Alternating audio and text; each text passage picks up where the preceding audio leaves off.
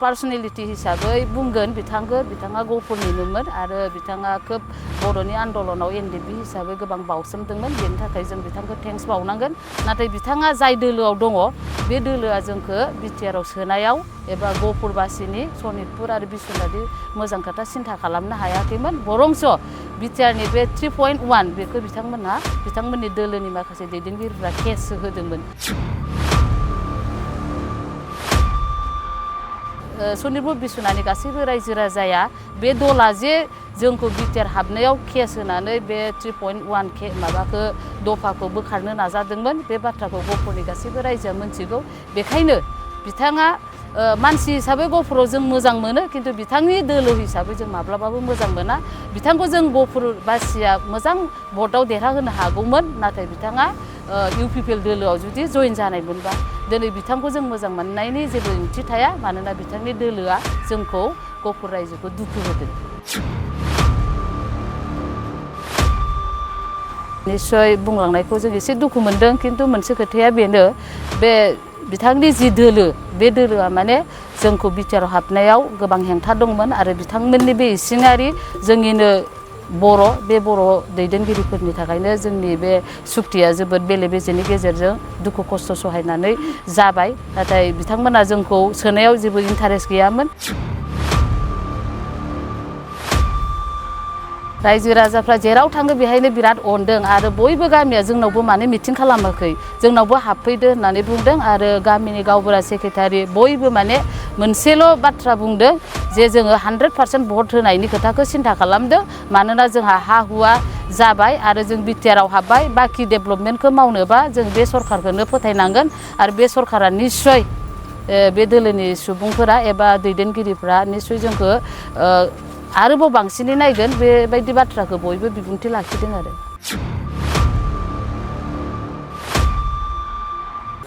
गिबियावनो रादाब बुथुमगिरि नोंथांमोननिसिम आं खुलुमनाय बावबाय आरो बर' रायजो राजाफोरखौबो खुलुमनाय बावहरबाय। जों दिनै माने जोंनि गफुरा बिटिआरआव हाबबाय। एसे सिगाङावनो माखासे गामि हाबखादों आरो दाखालि बावैसो गोबां गामि हाबबावबाय। बेनि थाखाय जों जोबोद गोजोननाय मोनदों आरो बे गोजोननायखौ जों रायजो राजाफोरनि गेजेराव गामि हाबनानै रायजोफोरनिफ्राय मत बिनिमय लादों। आरो जायफोरा बे बिटिआरखौ सोसननायाव इन्टारेस्ट होनानै जोंनि गफुरखौ माने बिटिआरआव सोसननानै मोजां हाबा मावदों, बिथांमोनखौ जोङो दिनै गोबां थेंक्स बावदों। आरो जोंनि इउपिपिएल दोलोनिनो चिफ प्रमद बर' सारनो जों रोजा रोजा साबायखर बावदों आरो लोगोसे बिटिआरनि सागानगिरिफोर बिथांमोननिसिमबो जोङो रोजा रोजा साबायखर बावदों। जों जोबोद गोजोननाय मोनदों आरो बे गोजोननायखौ रायजो राजानोबो जों फोरमायनाय जादों। बिथांमोनहाबो गोजोनफादों। दाख्लै सासे दैदेनगिरिया मैद्य सनाफ्राव फैदोंमोन। बेवहाय बिथाङा बुंदों जे माने जोंनि जा माने इउपिपिएलनि दैदेनगिरि बिथांमोननि मावनाया मोजां जायाखै ना मा बुंनो सानगोन? बेखौथ' जोङो मा बुंगोन, दा बुंनो थाङोब्ला दाखालिसो जोंनि गेजेराव फैनायखौ जोङो मोनथिगौ। बिथाङा माने धनस्रि समस्थिनि सासे बिजाथि। बे बिजाथिया निस्सय बुंलांनायखौ जों एसे दुखु मोनदों, खिन्थु मोनसे खोथाया बेनो, बे बिथांनि जि दोलो बे दोलोआ माने जोंखौ बिटिआरआव हाबनायाव गोबां हेंथा दंमोन आरो बिथांमोननि बे इसिङारि जोंनिनो बर' दैदेनगिरिफोरनि थाखायनो जोंनि बे सुक्तिया जोबोद बेले बेजेनि गेजेरजों दुखु खस्थ' सहायनानै जाबाय। नाथाय बिथांमोना जोंखौ सोनायाव जेबो इन्टारेस्ट गैयामोन। बेखायनो बिथाङा जि बाथ्रा बुंदों बेखौ जों फेक्टर होननानै गफुरबासिया साननानै लायाखै आरो। बिपिएफआ देरहाखागोन होननानै बुंदों धोनस्रि समस्थियाव। नोंथाङा मा बुंनो सानगोन बेनि बेलायाव? आं एसे सिगाङावनो बुंखाबाय, जों बेखौ फेक्टर होननानै सानाखै। मानोना आं पार्सनेलिटि हिसाबै बुंगोन बिथाङा गफुरनिनोमोन आरो बिथाङा खोब बर'नि आन्दलनाव एनडिएफबि हिसाबै गोबां बावसोमदोंमोन। बेनि थाखाय जों बिथांखौ थेंक्स बावनांगोन। नाथाय बिथाङा जाय दोलोआव दङ बे दोलोआ जोंखौ बिटिआरआव सोनायाव एबा गफुरबासिनि सनितपुर आरो बिश्वनाथनि मोजां खोथा सिन्था खालामनो हायाखैमोन। बरंस बिटिआरनि बे 3.1 बेखौ बिथांमोननि दोलोनि माखासे दैदेनगिरिफ्रा केससो होदोंमोन।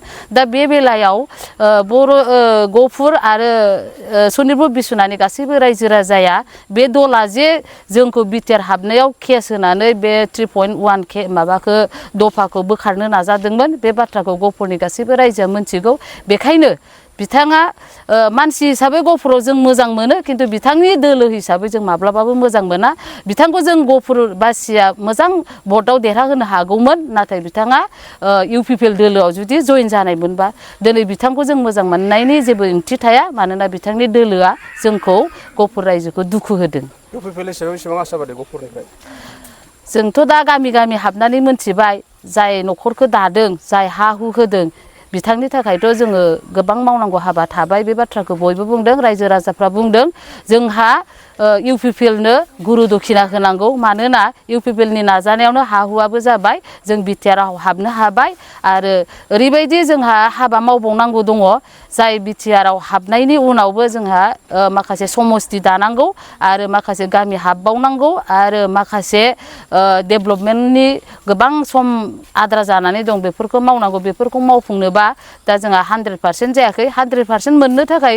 गोबां हाबा मावनांगौ थाखाय जाय दोलोआ अनदों बे दोलोखौ जों 100% भट होनानै देरहानांगौ होननानै गोबां गामियानो माने बिबुंथि लाखिदों आरो जोंनि माखासे मुंख्लंफोरनि थाखाय इउपिपिएल सरकारा मोनसे बाजेट हमनानै गोजौनिफ्राय बियो प्रसेसआव सोलिगासिनो दं बेखौ मोनफुंनो हानायनि राहाया निस्सय जागोन बेहाय सिङाव हाबबासो बाथ्राखौ मोनथियो खिन्थु ओरैनो सा बुङोब्ला बेखौ बाथ्राखौ जेबो मोनथिया होननानै सानो खिन्थु प्रसेसआ गासैबो जाफुंगोन सुक्तियाव जि लिरदों बेखौ मावफुंनो होननानै प्रमद बर' सारा खोथा होखादों बेबायदिनो मावफुंगोन होननानै जों आसाबादिखा दासिमाव दोनस्रि समस्थिया बिपिएफनि आखायावनो दङ बेनि सायाव मा बुंगोन बियोथ' मोनसे समाव बिपिएफनि माबायावनो कब्जायावनो दङमोन जों बेखौ मोनथियो नाथाय दिनै मोनसे खोथाखौ नोंथांमोननो दिनै क्लियार पिकचार हरनाय जादों जोंनाव 17,000निबो बारा दिनै इउपिपिएलनि दैदेननायाव माने बिटिआरआव हाबबाय बे सुबुङा जोंना एक्सटिया जानानै भटआ थांगोन खोब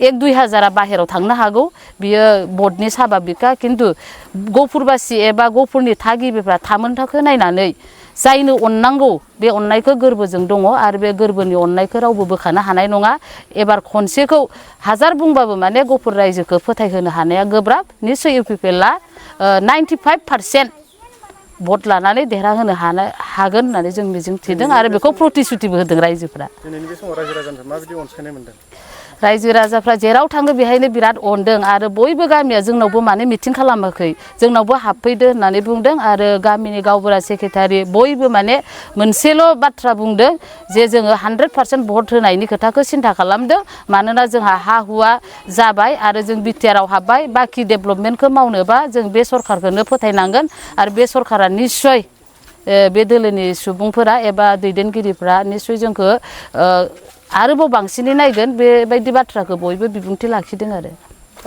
दा बिसोरबो 100% देरहागोन बा बेयावहाय 40ता समस्तियावबो बिजाथि गेलेगोन होननानै बुंदों मा बुंनो सानो बेथ' दा कंग्रेसनि अबस्थाया मा नोंथांमोनाबो मोनथिगौ आरो इलेक्सनखौ जेब्ला गेलेयो रावबो जेनगोनखौ होननानै बुंखाया नाथाय बिनि महर मोखांखौ आरो बिनि थासारिखौ जों बयबो रायजो राजायासो मोनथिगौ दिनैनि दिनाव कंग्रेसआ बर' समाजाव फेक्टर होननानै आं साननानै लाया आरो नङाबो मानोना बिथांमोना बबेबा जायगायाव केम्पिं खालामनानै रायजो राजा लानानै दिनै मिटिं खालामनो हानायनि अबस्थायानो गैयाबा देरहानायनि लामायालाय बबेयावथो नागिरनानै मोनो ब्रैथि मासियावसो दं मा बुंगोन बियो नङा मानोना धोनस्रि समस्तियाव जेसेबां दङ आगोलाव जेनेबा एसे भटआव जेनदोंमोन खिन्थु दिनै जोंनि गफुरानो 17,000 जुदि एक्सटिया भट थाङोबा आरो माखासे बिथांमोननिफ्रायबो 50 बा 60 मोनबाबो जोङो मोजाङै बिपुल भटआव देरहाहोनो हागोन होननानै जोङो आसा खालामदों आरो देरहानाया खाथां मानोना जोंनिफ्राय भटआ बाहेरायाव थांनाय नंला